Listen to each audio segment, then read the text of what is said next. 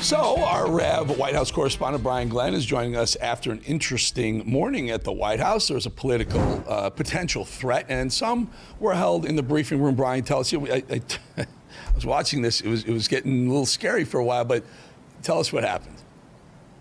You know, it's quite the scene outside the White House on a daily basis. You always have protesters out front screaming for whatever cause that they're caught up in. But this morning, reporters along Pebble Beach there were told to get inside, go inside their briefing room as they were investigating something that was thrown over the fence there on the north lawn. That's the side that goes out into the public area there in front of the White House. So, well, Secret Service had to put everybody inside while they go around to try to find this object that was thrown over the fence. Now, also, Eric, what I heard was last night something very similar happened as well. Someone threw an object. It went up in a tree, from what I've been told. So the Secret Service had to make sure that was safe and secure. But hey, that's just another average day in front of the White House as you get all kinds of people, Eric, as you well know, gather out front, wave their flags, scream say their Call chants. me crazy, Brian, but I just absolutely love it when someone jumps the fence and the dogs track him down and tackle him, or the Secret Service. That's just great TV for me. It is much watched TV if a K-9 unit is released on someone jumping over the fence. From what I've been told, it hasn't happened in a while. And I think probably they saw the video of the first guy who probably got ripped up by them dogs. But it was, for a short time, I would say a scary moment, because people obviously want to know what's going on in the height of everything in this world.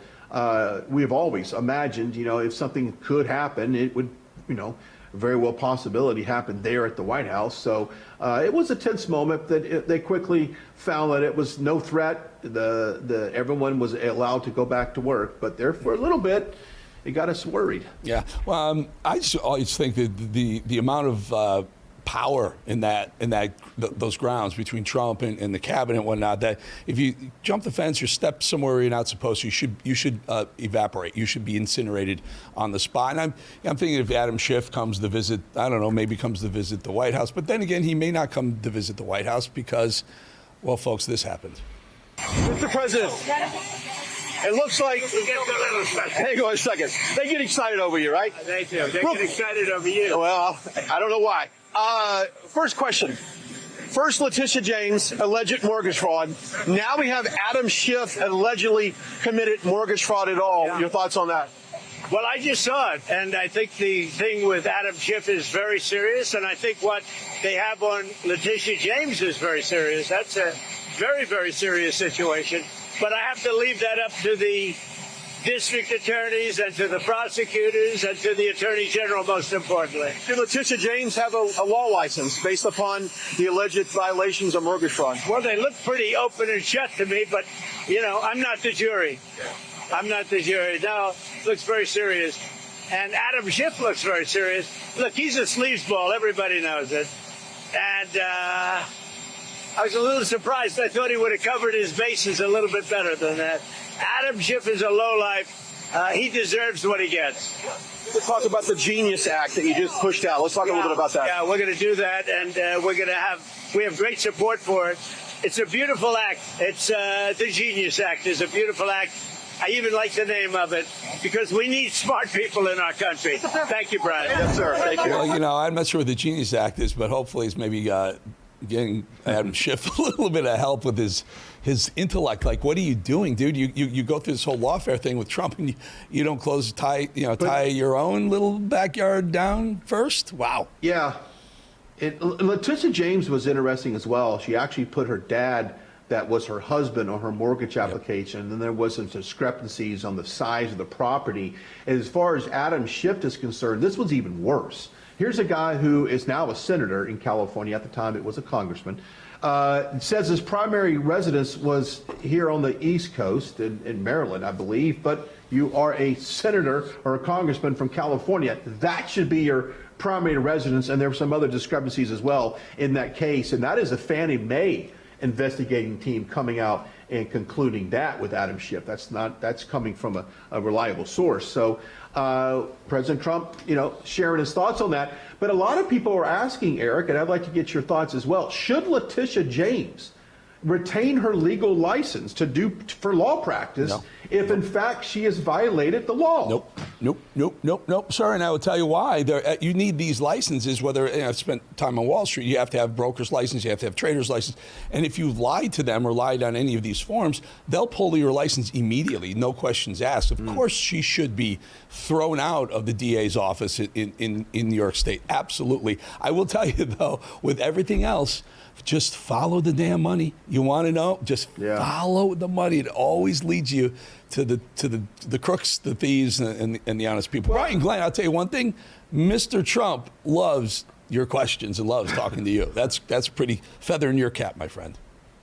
Yeah, I appreciate that. That was a rather large group that was gathered as he was leaving the White House, and I just find my little place where I stand, and just once you make the eye contact, you say, "Come on, let's talk."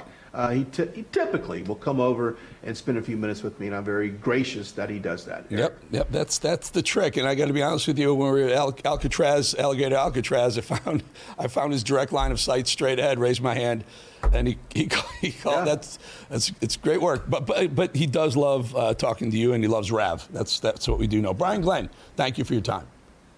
All right, Eric. Thank you. Okay, folks, we'll be back 2.5 minutes.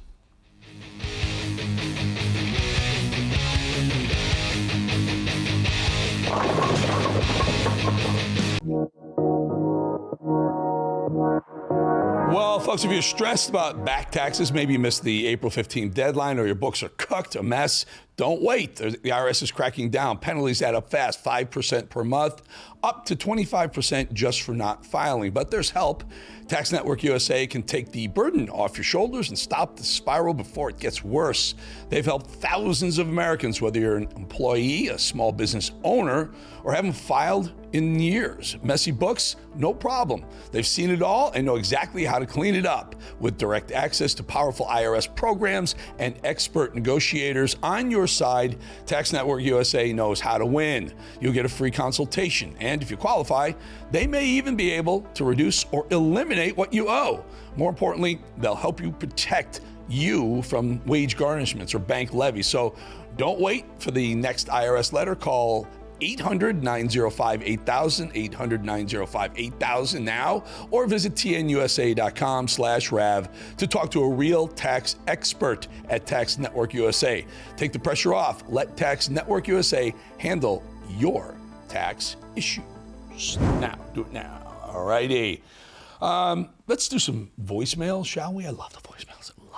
Matt, you got some voicemails for us? Hey, by the way, I got about 150 over the night. I got through, I'd say 75 of them. Probably have 75 left. I'm still working on over the weekend. Going to get to them all. But Mad Dog, what do we got? We have Debbie from Alabama, and she says that gods were in. Let's hear it. Hi, Eric. This is Debbie from Alabama. I pray God blesses you and guides you as you seek answers for your faith. I know God is up to the challenge. One answer about the bullet by missing its mark and only nicking Trump's ear showed, in my thinking, that, and for a lot of us others watching that happen, that God's hand was in this, and he spared Trump's life for a specific purpose, and I believe part of that is certainly to help save America. I agree with that, and thank you for the comment earlier. But again, I told this to Bill O'Reilly. I was just thinking about it, like, it didn't kill him, which is massive and important and for a reason, but it also didn't completely miss him. And by hitting him and just threading that needle so greatly, I think it really was. If there is someone looking down, dictating what's going on this earth, then I would say that was definitely one of those occasions. Mad Dog, next. This is Dixie from California. Dixie. Hello, I'm Dixie from California, Northern California, and I have a couple comments. We've lost our voting rights in California, but the one thing that really blows my mind is we protect the mountain lions here.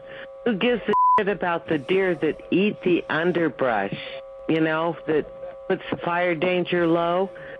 The idiots, they're bringing mountain lions and putting them up here so they eat all the deer. It blows my mind. Let's protect the deer a little bit more or something. Thank you. God bless your day. Thank you, too. She makes a great point. In California, they protect everything. They're protecting the mountain lions that will kill the deer. The deer eat the underbrush. I mean, they're really protecting animals over human rights in property. You think of the Delta smelt. They were diverting water from farmers out into the ocean to protect the little 1-inch fish, the Delta smelt. These people are lunatics in California. Now the one mad dog.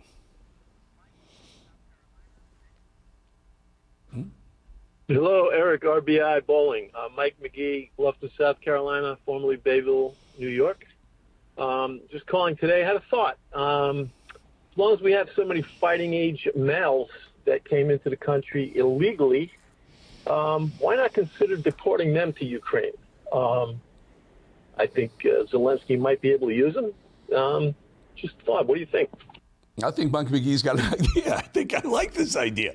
I even like it better than sending them to Alligator Alcatraz first. You know, just round them up, maybe put them in Alligator Alcatraz, give them a little, alligator meat like the lady yesterday said. Give them, it's pretty good.